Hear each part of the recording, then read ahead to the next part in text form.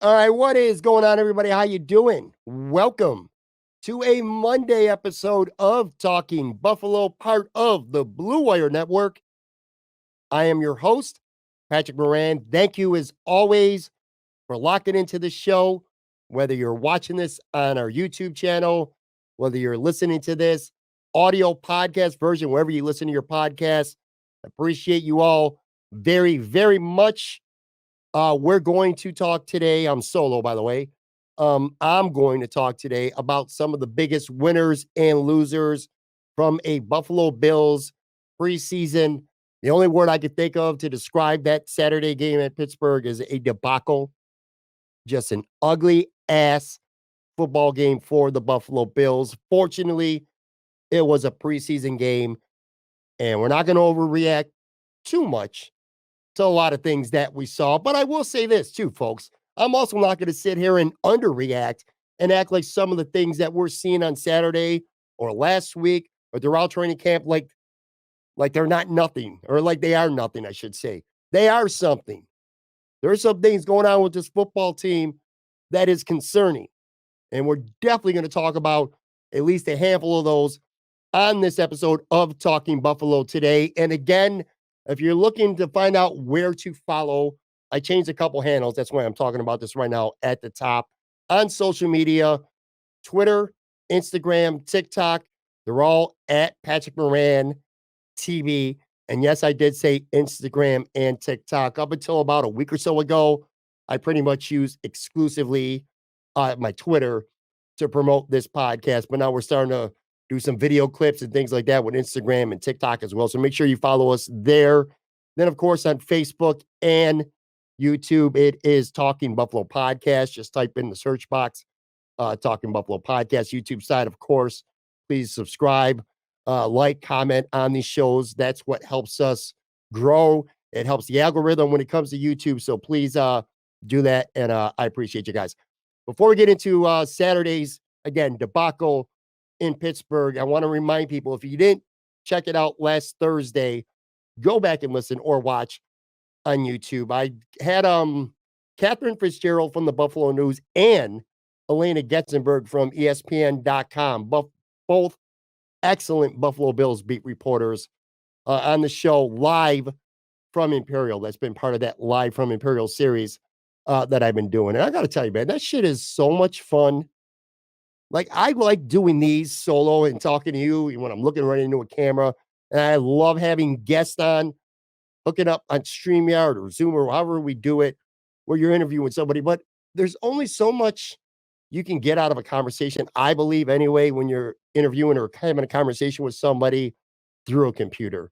When you're sitting there in person, having a live face-to-face conversation about whether it's the Bills or football or Buffalo or whatever, Wings, whatever it may be, it's just a different dynamic. And I absolutely love the dynamic of being able to sit down and have face-to-face conversations with interesting people. I think those shows, I mean, I like all my episodes, of course, but those shows just seem to do it for me a little bit more. And I think people get a little bit more out of them when we have those types of conversations. But anyway, go back and watch it. That was a lot of fun to do last Thursday night. I got to say, though, real quick, and then we'll get into some winners and losers from that game, I promise you. But I'd be remiss if I didn't mention this. So we taped the show last Thursday. Probably got done around 9 o'clock or so. Packed up all the shit that I gotta pack up my podcast stuff and bring it back home to process the audio and the video and get it up online, all that stuff, all that fun stuff, I should say. Um, Shortly after I got home, news broke that Rick Jeanneret died Thursday night at the age of 81. And obviously, extremely sad. Look, I'm not going to sit here and say too much about it. I really don't know what I could add. I don't know what I could say that hasn't already been said about Rick Jeanneret. Just heartfelt tributes coming in from people he's worked with, from so many current and former Sabres in the organization, to the tribute that they got going on outside the arena. In fact, right now, where fans can come in and see a nice little shrine, and they're playing some of his most famous calls on the loudspeaker on loop. That's been awesome. Very, very, very sad news. The only two things I will say real quick. I'm happy. So many times when a legend passes away, they kind of miss that moment. Like a lot of it's like some people will go into the Hall of Fame or there'll be a night honoring them or whatever it may be when they're not here to be around and enjoy it. I'm very, very happy that Rick Jeanneret was still alive and here when the Sabres had RJ night not all that long ago. He was there to appreciate it, to feel the love, to be immortalized by from the fans and the players, the organization. I'm really happy that he was around for that. And then the other thing I'm going to say, and I tweeted this out actually, got a pretty good response from this, and I truly, and I mean this too. If you're watching or if you're listening, I should say, let me read what I tweeted because I think this sums up best how people feel about Rick Jeanneret. I said, I don't know a bunch of professional sports organizations that have been around for over 50 years where you can make a reasonable argument that the team's broadcaster is the most popular person in the entire history of the franchise. That's true, ain't it? I mean, you got Gilbert Perreault and you got Hasek, you got Ryan Miller. Rick Jeanneret's right there with all of them. He is as popular and as beloved as anybody has ever been in this Sabres organization, and that is much deserved. And for me personally, probably 1/3, I'd say, of that soundtrack of, that sports soundtrack of my life. Phil Rizzuto growing up as a kid, Yankee games, Van Miller with the Bills, and Rick Jeanneret with the Sabres. So anyway, just really, really sad news. And my thoughts and prayers are with the family and his loved ones, of course, like all of you as well, I'm sure. Just a big loss, man. A big, big loss to the Sabres, to the Sabres family, and to this community and to the organization. So that sucks. Staying on that theme of this sucks, that Bills game on Saturday just sucked. Quick story too. So Saturday, I went out. My friend had a birthday party.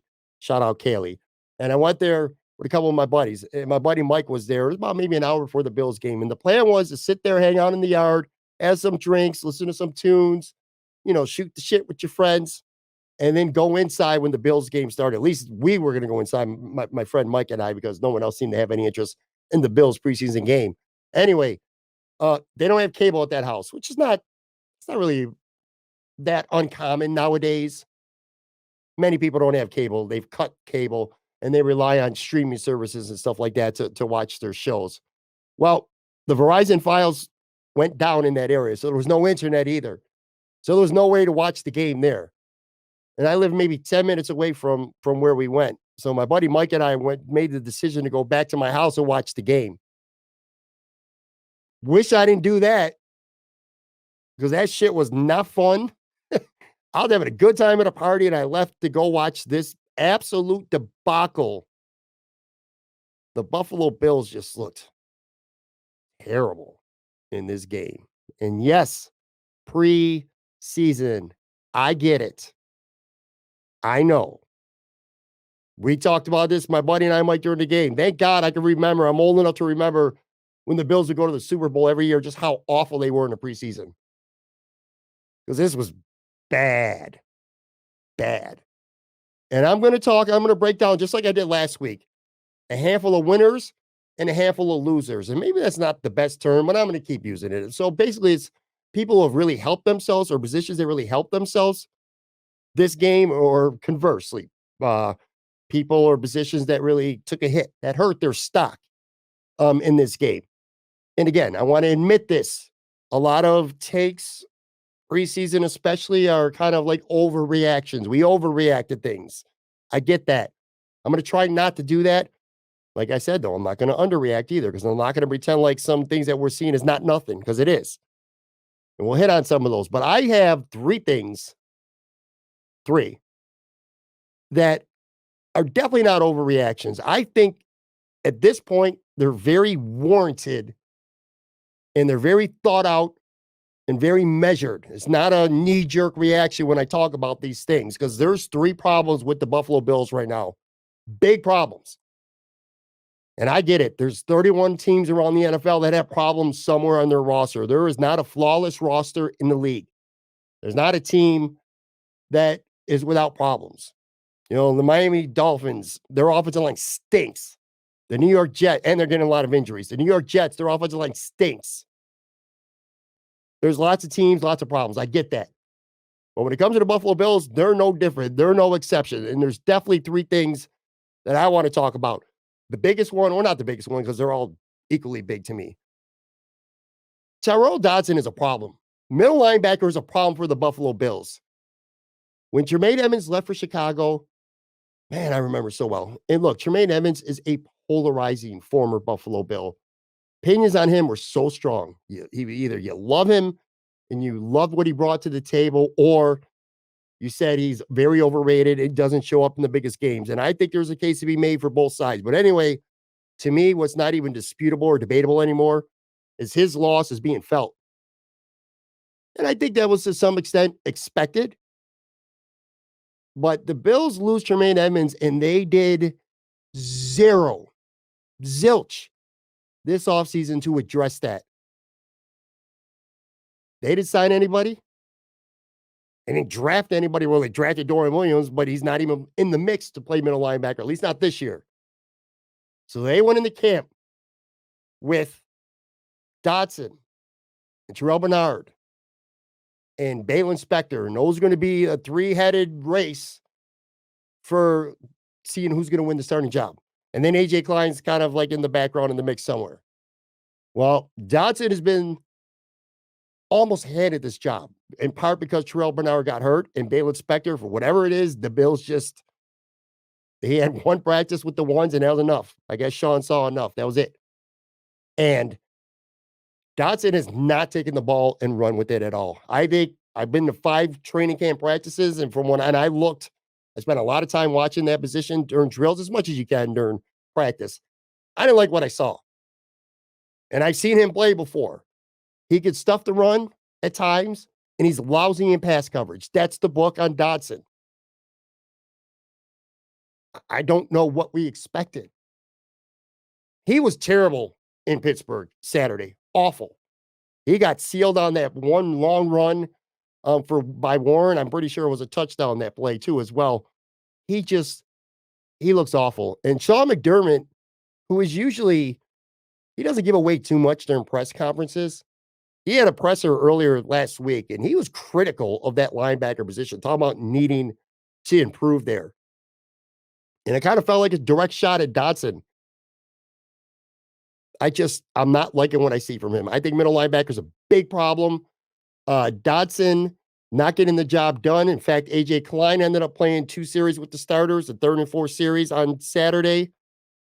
This was supposed to be a guy who was the 4th-string linebacker and going to get, stuck away on the practice squad in case something happened, injuries. But he might be your week 1 starter. In fact, I'd be willing to bet if next week's preseason finale against the Chicago Bears were that week 1 of the regular season, I'd be willing to bet money right now at this point that AJ Klein and not Terrell Dotson would be your starter. That's how bad I think Dotson has looked, and it's not that Klein's looked great. Now, Terrell Bernard, he's the one guy maybe with some upside at this position because he's young. He's only in his 2nd year, and he's been hurt. Maybe when he gets healthy, he ultimately becomes a starter. Maybe he plays pretty well. Let's hope so, because you're not going to get that from Klein and Dotson. They're not going to be able to cover anybody. It's not going to be fun to watch. And I'm not a big Terrell Bernard guy, and I've talked about this. I hope I'm wrong, obviously. But I think he's too small. And he's kind of like fundamentally sound. He's not an explosive player either. So if you're not going to be that big, you better be explosive, and I don't see that either. I don't know. Middle linebacker is a problem. And so Spencer Brown. Spencer Brown is a problem. My God, was he terrible in Pittsburgh on Saturday. Oh my God, he was bad. Same deal, same philosophy. You look back to the offseason. What did the Bills do to offer any sort of competition for Spencer Brown? Zero. Nothing. Zilch. Nada. Nothing. Who did they draft? Nobody. Who did they sign? Nobody. Unless you count Brandon Shell way after the draft, who obviously is retired. More on that in a second. Spencer Brown has nobody to push him. And I don't know what it is. I mean, I don't think he's going out there and not trying, but it just looks, I don't know, he's chilling on what, man, it's just ugly, dude. It's ugly. He had not one, but two 10-yard penalties in the same drive on Saturday. He blocked somebody on the back on a Deontay Hardy screen, and then he wiped out what far and away was the best Bills play of the game, at least from the starters for sure. A long pass from Josh Allen to Gabe Davis, wiped out by a Spencer Brown hold, which, to be fair, if to the referees, if he gets away or Spencer Brown's not holding, Josh Allen doesn't even get that throw off because Spencer Brown got beat bad. He just looks shitty. His snaps, he looks terrible in pass protection. I don't know what it is. When whatever needs to click for Spencer Brown to become a good NFL right tackle, it's just not happening. And he should, by all rights, by the way he's played in his history, short history with this team, his job should be in jeopardy right now, his starting job. But it's not. It's not. And there's only one reason why it's not. And that's my third problem with this team. That is legitimately a concern and not an overreaction based on one preseason game. And that's the offensive tackle depth. It stinks. It stinks. We talked, Brandon Shell retired. He was your top backup to Spencer Brown. And who the hell knows? If Spencer Brown plays like he did on Saturday, maybe Brandon Shell eventually ends up starting because he has to. But it's not because he ain't playing no more. He retired. Not going to bash the guy for retiring. Who knows? I'm sure he has his reasons why he didn't want to play football no more, and we'll respect those. But anyway, that's veteran depth that they had at the position at right tackle specifically gone. And now you have Tommy Doyle trying to come back from the ACL. Gets a big scare against the Colts last week. Turns out to be just a bruised knee. Gets right back on the field. And unfortunately suffered a major injury again to his knee. And it's, as we tape this, already Sunday night. He's already been ruled out for the season. So Tommy Doyle is done for a second straight year because of his knee. And who knows if he's ever going to see a snap in the NFL again. Obviously, I hope he gets healthy and he's doing okay. That's the most important thing here. But again, this was a guy who potentially the Bills use a draft pick on him who could have been your swing tackle. And he's gone. So you got Shell gone, you got Doyle gone, and you're left with David Quisenberry right now. I mean, God, I keep using this word, stinks. Well, David Quisenberry stinks. I mean, he got beat so bad on a sack Saturday. Oh my God, he got abused. I'm not a David Quisenberry guy. I wasn't last year. I thought it was a terrible move bringing him back this offseason, but the Bills did that. And now, as things stand right now, he's very likely your first tackle off the bench if something happens to either Spencer Brown or to Deion Dawkins. I will say, Ryan Vandermark at least is flashing some potential. I thought he played reasonably well on Saturday. I thought he played well against the Colts. At least when he was at left tackle, he played well against the Colts. Didn't look so good on the right side, which is what we're talking about mainly here. But he's are you going to go into a season wanting to trust your swing tackle job to a 2022 undrafted free agent? Because that's Ryan Vandermark right now. It's a troubled position. And I don't like talking about, it just seems like anytime a veteran player, if you heard of him, if he's out there, you always want to link him to the Buffalo Bills. I generally don't like that. But Jason Peters is a name that I think Bills fans, I think the Buffalo Bills should be interested in. He's 41 years old. He said over the weekend he plans on playing again this year. Naturally, he's going to be tied to the Buffalo Bills. And I'll tell you, in this case, it makes a lot of sense. I mean, he played 200 snaps with the Cowboys last year. Year before, he was full-time starter in Philly. This guy's a hell of a tackle. And he might be long in the tooth. And he's certainly not the future Hall of Fame offensive tackle that he once was. But you're going to sit here and tell me that at worst, he ain't better than David Quisenberry or Ryan Vandermark? I mean, come on. Maybe he could push Spencer Brown to be a better player. Maybe him being in a Buffalo Bills uniform can push Spencer Brown to new heights. Or hell, maybe he'll just take his job. I don't give a shit which one it is. But what I do know is middle linebackers a problem, right tackle is a problem, offensive line depth, especially at tackle, is a big, big problem. Let's take a quick break. Winners and losers specifically from this game coming right at you again, right after this break.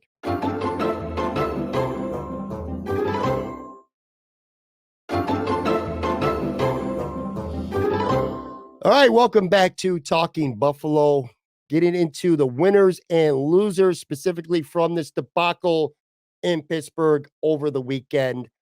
Um, and again, we're going to do this like last week too. So this is going to be kind of random. It's not like here's all my winners ranked from most important to least, and here's all my losers from this game ranked from most important to least. I'm kind of just smattering in there, and these are random, not necessarily in order of importance. But I will say this first one in the winner column too is significant to me, and that's O'Cyrus Torrence. I thought for a second straight week, he started for a second straight week at right guard, and I think he looked pretty damn good at guard for a second straight week. I thought it was really telling that he played with the starters. All the ones played except for Dawson Knox on Saturday, and he might have played almost the entire first half. I thought he played really well. You know what they say about guards? The less you hear from them during the game, usually the better that they're playing. Certainly has been the case with Torrance. He looks early on, we haven't even played a regular season game yet, but early on, it looks like the Bills hit on a second round draft pick because I'll tell you, based on this, I think it's pretty much almost, if it's not a complete lock, it's nearly a lock that week one on Monday Night Football against the New York Jets. I think O'Cyrus Torrence is going to be your starting right guard. I think he's looked good and I think he's earned it. And I'm sure the Bills wanted to hit on him and have him be the starter, not just because of his ceiling, but also because I think Ryan Bates is more useful as a utility guy. Which, by the way, I want to go back to before the break when I talked about offensive tackle and maybe solutions. Let's assume they don't sign Jason Peters. One solution potentially could be Ryan Bates working at right tackle or being the swing tackle. He's done it before. He's going to back up center in both guard positions, it seems. But Ryan Bates has played some tackle before. He's done it in training camp. He's done it in the preseason. At this point, I'm all for seeing how he looks at tackle because he can't possibly be worse than David Quisenberry. And who knows, man? Maybe he'll look better than Spencer Brown. Or if something happens, God forbid, to one of those two starters, you got a guy in Ryan Bates who's better there. Anyway, I want to throw that out there. But my main point winner, O'Cyrus Torrence, I think he's your new starting Buffalo Bills guard for 2023. Loser, I hate saying that word. Maybe it's such a bad use of words because it's sounding like I'm calling it a loser, not necessarily a loser. Loser from this game and his stock plummeting, Matt Barkley. I mean, look, Kaair Elam looked pretty shitty in camp. I thought Kaair Elam looked pretty shitty against the Colts last week. And it's almost like Kaair Elam tried to gift Matt Barkley and say, hey, Matt, here you go, buddy. Here is QB2. All gift wrap for you. And Matt Barkley went out Saturday, looked at Kyle and said, nah, I'm good. I'm good being the QB3. I'm a chilling on the practice squad, hang out at quarterback meetings every day. But, I'm going to be QB3, man. I'm going to be on the practice squad. I don't need to be Josh's primary backup. This man, Matt Barkley, a guy who I like, by the way, and a guy who I gave a lot of credit to last week because I thought he played really good against the Colts. But as good as he played against the Colts, he was even worse against the Pittsburgh Steelers on Saturday. My God, man. 3 picks, and those first 2 picks were some of the worst football quarterbacking decisions I've seen in quite a while. And the problem with Matt Barkley is he's a guy he's a smart quarterback. He's about timing, and accuracy and getting rid of the ball quick. Matt Barkley doesn't have the arm strength to make up for poor decisions. He just doesn't. Josh Allen makes some terrible decisions and he gets away with it because he's so physically gifted and talented, out of this world talented. Matt Barkley ain't that dude. When he makes bad decisions, he's going to pay for it. That shit was ugly on Saturday. Terrible. Kyle Allen played better.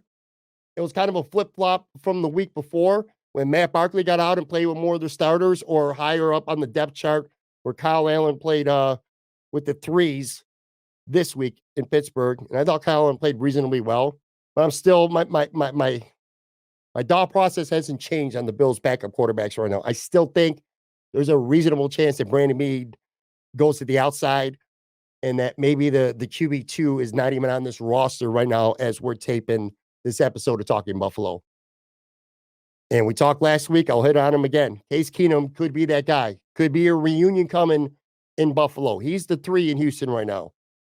They got Stroud. They got Mills. Maybe Houston doesn't keep 3 quarterbacks. Or even if they do, maybe Bean offers a 7th round pick in 2027 or something to get Case Keenum back. And he's your quarterback too if that happens. Last week we talked about Sam Darnold. Don't see that happening anymore, though. I think he's pretty locked into being that QB2 in Frisco behind Purdy, with Trey Lance being that odd guy out. And I don't think Trey Lance is a good fit for the Bills, not to mention, his contract. If he were to be a trade anyway, his contract, that's more than what you want to spend on a backup quarterback. So I don't see that happening. Tell you one guy, though, didn't talk about him last week, and I'm not a huge fan of him, but Mason Rudolph. We saw a little bit of him on Saturday. He could be available, whether maybe it's a trade or maybe he gets cut because Pittsburgh has Pickett and they have former Bill quarterback Mitch Trubisky. So Mason Rudolph is a possibility. But anyway, just Matt Barkley he just threw away what might have been an inside track to be in the QB2. I feel like he threw it away on Saturday, and I don't know if there's any coming back for it. So we'll see. Also on the losing end here, I hate saying this. God, I hate saying this, but I got to keep shit real with y'all, and that's Kaair Elam. I don't know what it is. He looks at times lost in coverage. Like he's not physically, just I don't know what it is, man. He just looks like he's a little bit lost in coverage. He's wildly inconsistent. We've talked about it many times on this show, seen it in the camp, seen it in the preseason, seen it last year as a rookie. Makes some really good plays on the ball. And then he just blows some coverages and just, I don't know what it is, man. Just wildly inaccurate, frustratingly inaccurate, handsy as hell. I feel like we talk about this every week now with him. He got called for another pass interference penalty, this one in the end zone on Saturday against Pittsburgh. I thought it was noteworthy that Christian Benford came into the game on a day where the Bills, it was their dress rehearsal. We'll call it their dress rehearsal for the regular season opener. Christian Benford on the field before Kaair Elam in place of Dane Jackson, who, by the way, short of something happening to Dane Jackson, I'm willing to bet big money right now that Dane Jackson is starting at corner. I think he's your starter. And I'm starting to think Christian Benford has surpassed Kaair Elam on the depth chart. We certainly saw that at Saturday in Pittsburgh. I think we've seen it, we heard about or read about at least at practice during the week. Hate to say this shit, man, but again, I talked about this. If next week was week 1 of the regular season, I think if next week was week 1 of the regular season, I think Kaair Elam is going to be chilling out in a Buffalo Bills sweatsuit on the sidelines because he's going to be inactive. I don't think right now, assuming the Bills would keep 3 outside corners and 2 inside corners, their 46-man game day active roster, I don't think it's going to include Kaair Elam right now. And look, it's still early. He's only going into his 2nd year. The potential's there. The upside is there. So let's not write him off yet. But you're lying to yourself at this point. You're delusional at this point. If you don't look at Kaair Elam and say, man, the Buffalo Bills are in danger of wasting a 1st-round pick in 2022 on a guy who just doesn't get it. He's your 4th corner right now, outside corner.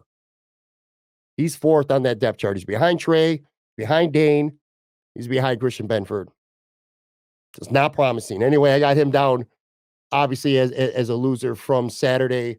Winner, 2023 1st-round draft pick, Dalton Kincaid. 3 catches for 45 yards, 21-yarder in the middle.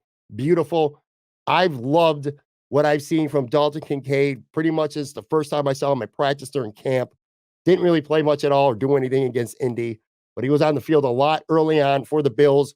Probably the biggest bright spot on their first-team offense on Saturday, which overall did not do much. Should be noted, too, Dawson Knox didn't play, so we didn't get any true indication on how the Bills might use them early in the regular season, how much 2 tight end personnel they're going to use versus 3 wide receivers, so on and so forth. Well, I'm feeling more and more, even though tight end has historically been a position where rookies start slow and it takes sometimes a couple years to really start to produce. We've seen it with Dawson Knox. In fact, I don't know, man. I feel like Dawson or Dalton Kincaid, he's just a different cat. And I hate calling him a tight end, even though he is one. But I feel like he's almost more of a positionless player. But I don't know what it's going to be. Whether he's that big slot and three wide receiver sets or two tight end sets, whether he's playing in line as a tight end, whether he was an H-back, whatever it is, they're going to find ways to get him the football because he's really good. He's smooth. His hands are smooth. His speed is smooth. His route running is really smooth. There's a lot to like about Dalton Kincaid. And we saw some of it, certainly got a nice little taste on Saturday. So that was fun. I got him in the winner column. Also in the winner column, Trent Sherfield. He had a 21-yard catch in the middle of the field. I don't remember if it was from Barkley or Kaair Elam. I'm pretty sure it must have been Barkley because it was in the first half. Great catch. Got hit hard. Held on to the ball. I've been a big Trent Sherfield guy since pretty much the beginning of training camp. Since the Bills signed him, I like what he brings to the table. He could play for Gabe Davis. He could play for Stephon Diggs. He could play on the outside and put Stephon Diggs in the slot at times. He could play the slot himself. Good blocker. Good on special teams. I think he really showed well for himself on Saturday, and he was right in that mix. He played a lot of snaps with the starters. And I think that's pretty telling, especially because Stephon and Gabe did play in this game. Unlike when Stephon didn't play against the Colts and you really couldn't tell too much. I think Trent Sherfield is very firmly in the mix to be that starting third wide receiver when the Bills have three wide receivers on the field. And the other guy, too, depending on what they're doing, is Deontay Hardy as well.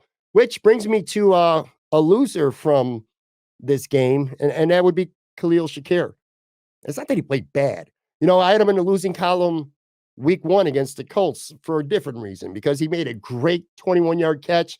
He made a great catch on the sideline, but then he dropped an easy ball on third down. The Bills had to punt, or I had to settle for a field goal because of his drop. And that's been the book on Shakir, inconsistency. He makes the really hard plays and blows the easy ones far too often. Plus, he's not a great blocker. I noticed, because I pay attention to sometimes a lot of the little things at camp. Every time I seen the Bills run first team offense out, and every time they were in a 3 wide receiver set, it was always Khalil Shakir getting those first reps, almost always. And he started at that third wide receiver in week 1 against the Colts. But this time, I got him in the losing column. This is why I got him here. He only played 2 snaps. In 3 offensive series, he only got 2 snaps with Josh Allen in the first teamers. And you ain't going to tell me, well, they already got Khalil Shakir. They already know what he could be, what he could do, and maybe they don't want to show you anything. No. His spot is in trouble right now on this depth chart. I don't know about the roster. More on that in a second.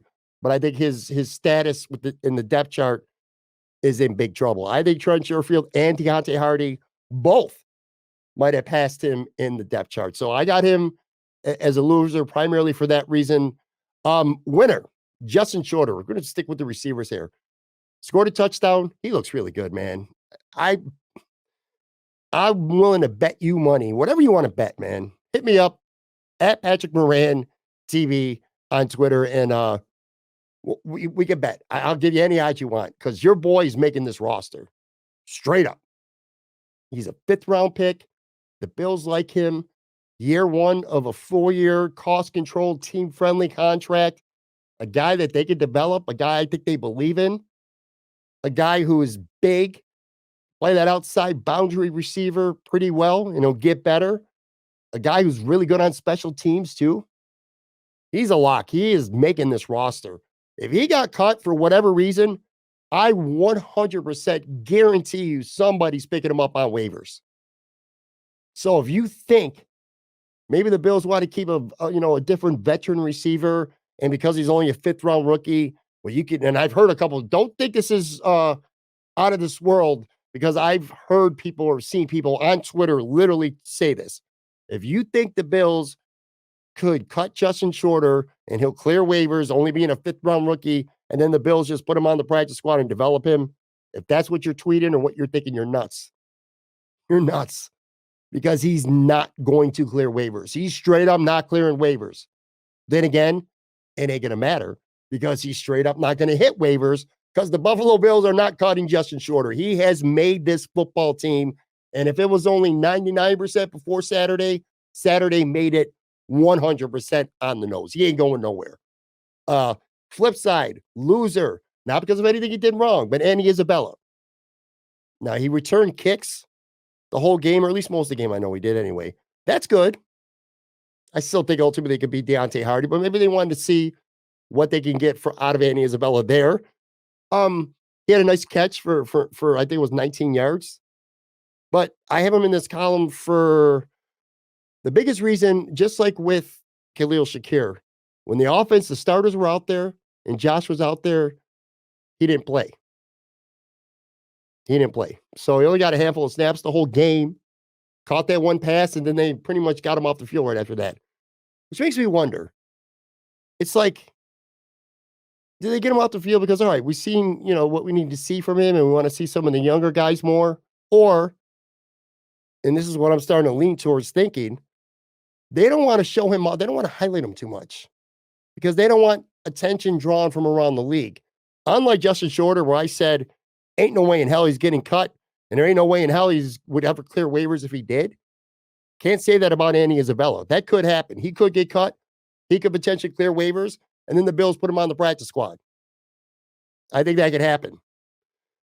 So, I don't know. Maybe that's what they're trying to do. They're trying to, from what I've seen Saturday, only play him a little bit, let him do his thing, and then get him on the practice squad. Don't draw too much attention with him making big plays in the slot for people who are watching these game tapes from the preseason around the league. I've said it. The Bills' path, his path to making this roster, it has to go through Khalil Shakir, and that's it. Because the Bills, I cannot see them keeping 7 wide receivers. I just can't. They keep 6, and Gabe, and Stephon, and Sherfield, and Hardy. There's 4. Justin Shorter's a lock. He's 5. Khalil Shakir is the lone path to Andy Isabella making this team. Has to be. If there's a battle left, and if this isn't decided already, that's your battle on the offense going into this final preseason game. One of those two guys make the team. And I'm not, I would have said a couple of weeks ago it was 100% Khalil Shakir is on this football team.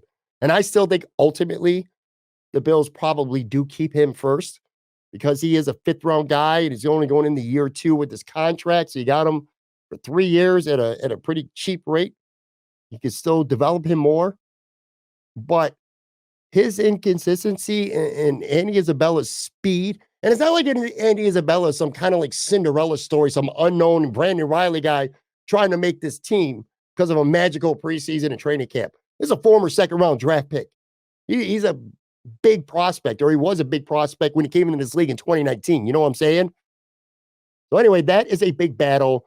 Neither guy really did much to step up on Saturday and put a stranglehold on that. So I got them both in the loss column for that. 2 more here and then we're out. Loser, again, 2nd straight week. Stupid, dumbass penalties. I thought last week was bad against Indy. I think they had 8 penalties for, 8 penalties for 59 yards.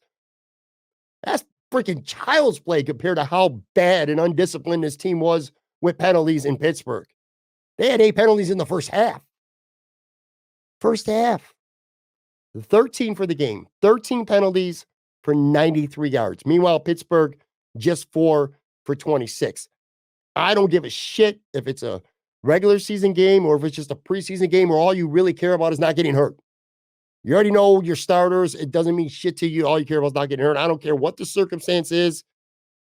When you commit 13 penalties for 93 yards and the opponent only commits 4, you're going to have an unfavorable outcome a lot more than not. And I can guarantee you, I was going to say Sean McDermott's probably ripping the hair right out of his head, but I can guarantee you that he is very angry at that stat. Of all the shit that we've talked about today, that might make Sean McDermott more angry than anything else. And I kind of wish I covered Bill's practice. Like, I had a credential. I would love to be in that building on Monday when Sean McDermott's addressing his team. There's going to be a lot of laps. There's going to be a lot of punishment handed out to this team for having 13 penalties for 93 yards. That's just ugly as shit and unacceptable. So big time in the loss column. And then the last one in the winner column is Josh Allen's arm. I don't, the starting offense did not look good. And let's be fair, okay? They're not running motion. They're not going to run any gadget plays. They're not trying to show you shit, just like any other team in the preseason. I get that. So there's a good chance that you're not going to have a lot of success with the first team offense. Of course, unless you're the Pittsburgh Steelers just marching up and down the field on the Bills' first string defense, which happened Saturday. I could keep going on, by the way, for days, giving out L's here and their biggest winners or losers just on the defensive side alone. But anyway, back to the offense here. My concern level on how the Bills looked on offense Saturday in Pittsburgh is 0. It is literally 0%. No, I take that back. It's 10%. It's 10% because of Spencer Brown. Spencer Brown accounts for all 10 of those percent points. I am concerned about him at right tackle. And if he sucks as bad as he does on Saturday, or he did on Saturday, that could be a problem for teams in their pass rush and the Bills being able to handle. They're going to have to come up with some ways to kind of mask that a little bit. But anyway, my point was this. That throw that Josh Allen made, 35 yards the completion went for to Gabe Davis on the left sideline. An absolute bullet, a perfect throw. Nice catch, too, by Gabe. Getting the feet down in bounds as well. It didn't count because of Spencer Brown. So whatever. But it was a 35-yard laser, and it was actually about 50 yards because he's about 15 yards behind the line when he threw that. Josh's arm looks great. Josh is good. He's in a good place. I'm not worried about this offense. So all in all, I don't know. I just wanted to make sure that I put Josh Allen's arm here in the win column as we wind down. All right. That is going to do it, in fact, for this episode of Talking Buffalo. Thank you very, very, very much. Again, I'll put it out there one more time. You can follow on Twitter, Instagram, or TikTok at Patrick Moran TV, Facebook, and YouTube. Just type in Talking Buffalo Podcast. And again, on the video side, I'm going to ask this one more time. If you're watching this on YouTube, please, please, please hit that subscribe button, hit that like button, leave a comment. I can't tell you enough. It really does help with the algorithm. It helps us get more eyes and ears that come to this show. So thank you very much for tuning in. Not sure what we're doing for the entirety of this week yet, but I do know Anthony Marino from Buffalo Rumblings will be joining me on Wednesday. So make sure you look for that. Again, thank you. Take care. And we'll talk plenty more Buffalo Bills, Sabres, and all kinds of stuff this week here on Talking Buffalo. Take care.